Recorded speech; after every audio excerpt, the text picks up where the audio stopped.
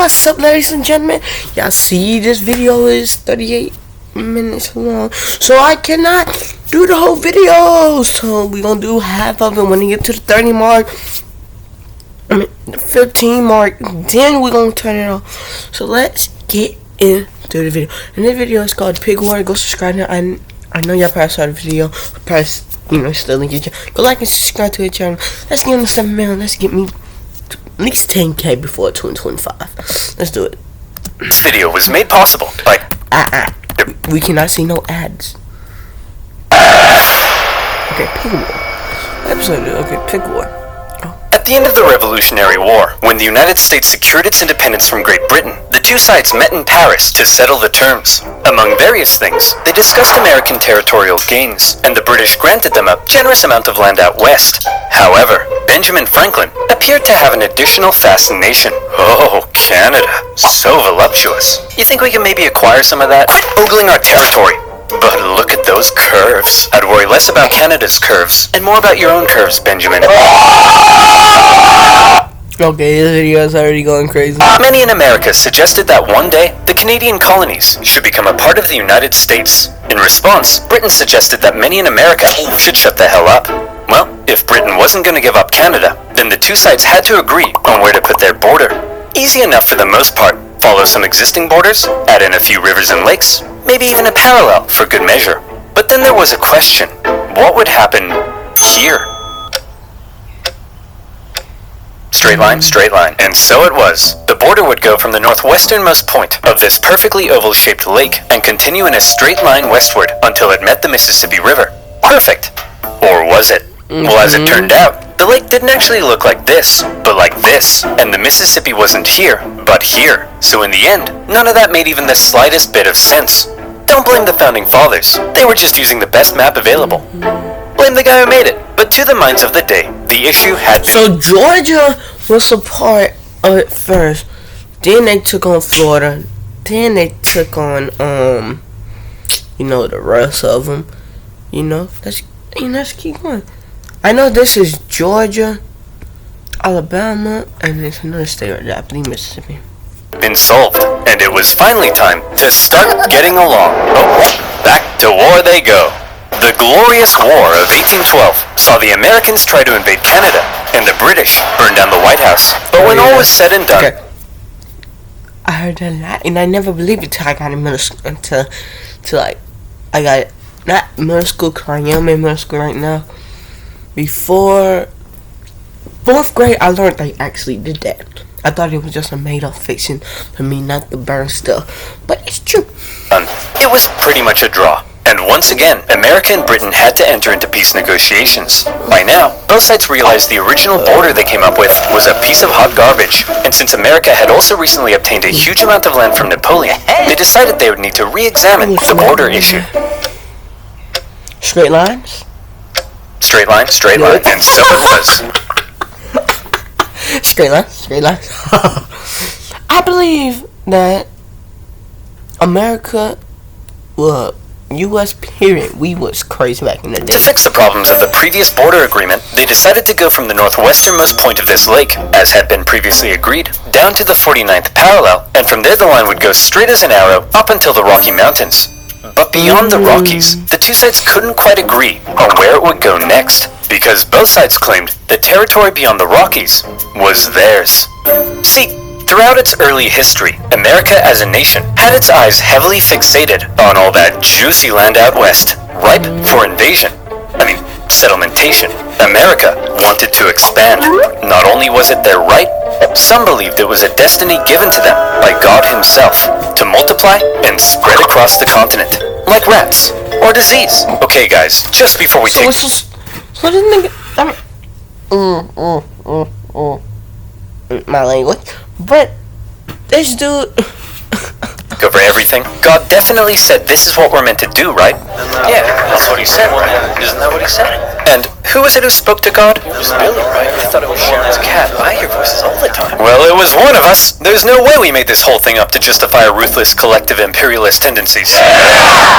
Alright, well, in that case, let's get out there and make the world a better place, just as God intended.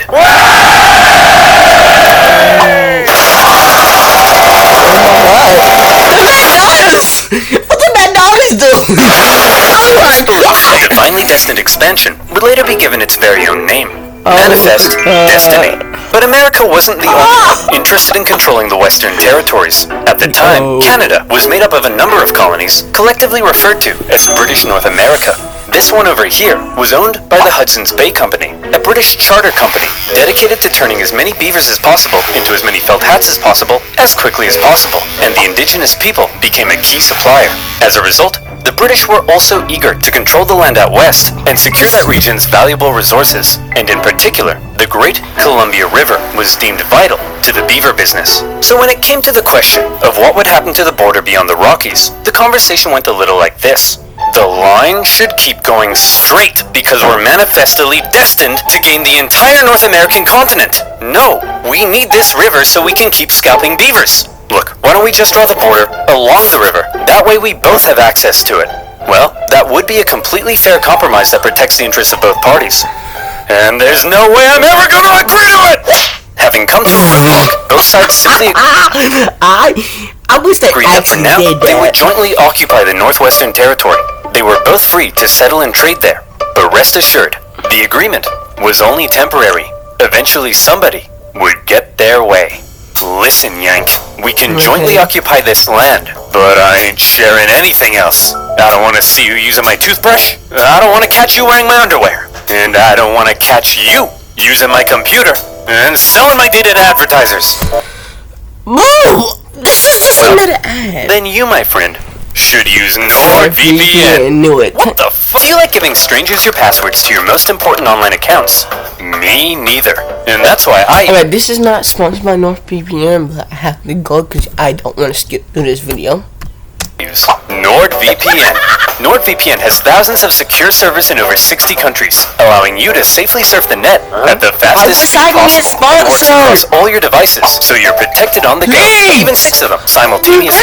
And it's super easy to use. With just the click of a button, you can head on over to South Korea and watch every single BTS video known to mankind. With NordVPN, I don't think we can do that.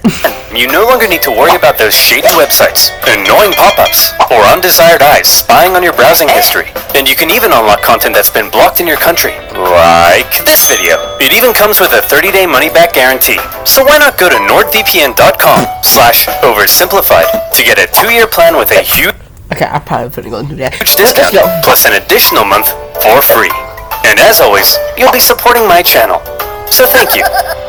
Now where were we? Oh yeah. Bickering over boundaries, manifesting destiny, and a joint occupation of Oregon. And one man living here who felt the territory should be British was James Douglas, the Hudson's Bay Company's no-nonsense.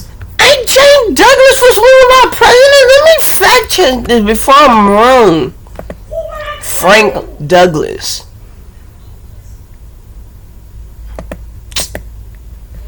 According to Wikipedia, Frank Lennox Douglas is a Guyanese-American biomedical researcher and business executive. Hurry up. No, not you. Fuck you, Frank. Okay, he was a white guy. Chief factor. James! I am so slow. Oh, snap. We are skipping. Stop skipping. Okay.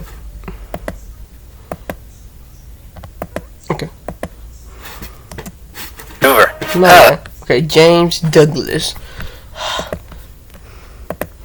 James Douglas.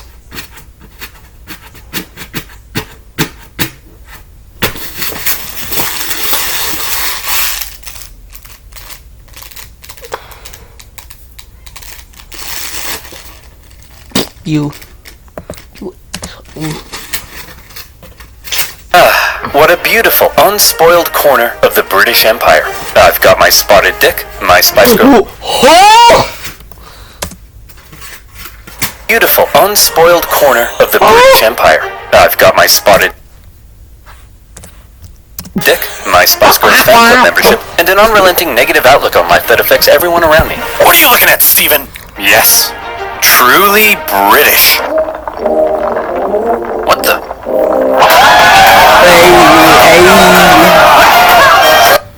The McDonald's though. The problem for men like Douglas was that many Americans had already begun streaming up the Oregon Trail. Gunslinging, howdy neighboring, diarrhea having. By the thousands, they were pouring into the Oregon Territory in search of land to settle and farm. This, however, crowded out the fur trade, and eventually, a very bitter Douglas and the other Hudson's Bay traders at Fort Vancouver were ordered to relocate north to a new base of operations. But the Americans keep coming and they don't stop coming. Hopped in their wagons and they hit the ground running. Didn't make sense to keep sharing Oregon when they outnumbered the Brits more than 6-1. And suddenly, the whole joint occupation deal was being called into question. Newly elected President Polk maintained that America had an obvious claim to the entire region, even implying a possible war with Britain. Fiery language from U.S. senators declared that American rifles would annihilate the Hudson's Bay Company in Oregon, and America even gave Britain notice that it was pulling out of the joint occupation agreement. The British were alarmed as the two sides stood on the brink of war. But in the end, neither truly wanted to fight. The British favored maintaining good economic relations, while the Americans had already gotten themselves into a war with Mexico. So after a bit of back and forth, the British finally said, "Fine, you wanted a straight line? There's your straight line." And so, the agreement was made. The border would continue directly to the Strait of Georgia, but because the British insisted they keep not Atlanta, Georgia, is Vancouver Island, it would then move south through the center of the channel and on to the Pacific Ocean. Finally, the issue of the northwest border had been solved. Hold the phone. Discrepancy detected. Enhance frame, 200%. Enhance. Enhance. Oh, too far. Perfect. Now, show me the exact wording of the treaty.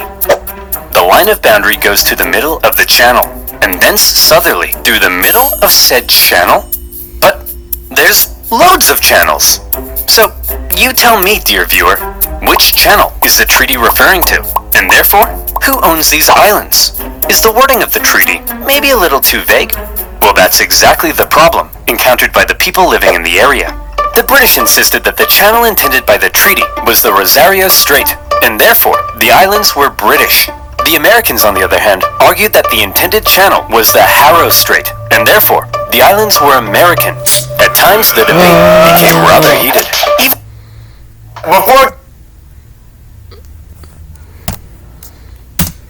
So we can show the video, but we can't just play the music because I'm not getting copyrighted. Ready? Even the individuals who negotiated and signed the treaty at times didn't seem entirely sure which channel the treaty meant, and representatives from the Hudson's Bay Company begged them to make it clearer. But thousands of miles away, the people in power simply had more to worry about than some tiny islands in the middle of nowhere.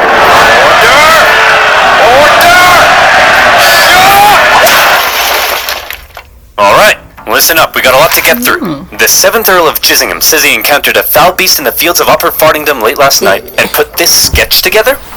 That's a poor person, Darren! Next, Lord Piddlingham says he has a new mole on his backside? How is that parliamentary business, George? Oh, some islands in the Pacific Northwest are in dispute and could lead to a war with America? Boring! Fine, let's take a look at that mole, George. And so, for now, the islands were simply held. So we want to finish this off. Okay, let's go back a second.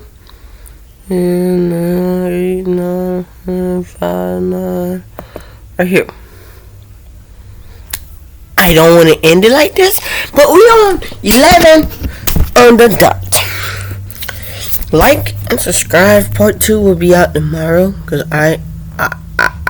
it's 11:29 and I want to go to bed. Love y'all. Like and subscribe. Remember, do not be a family. Peace.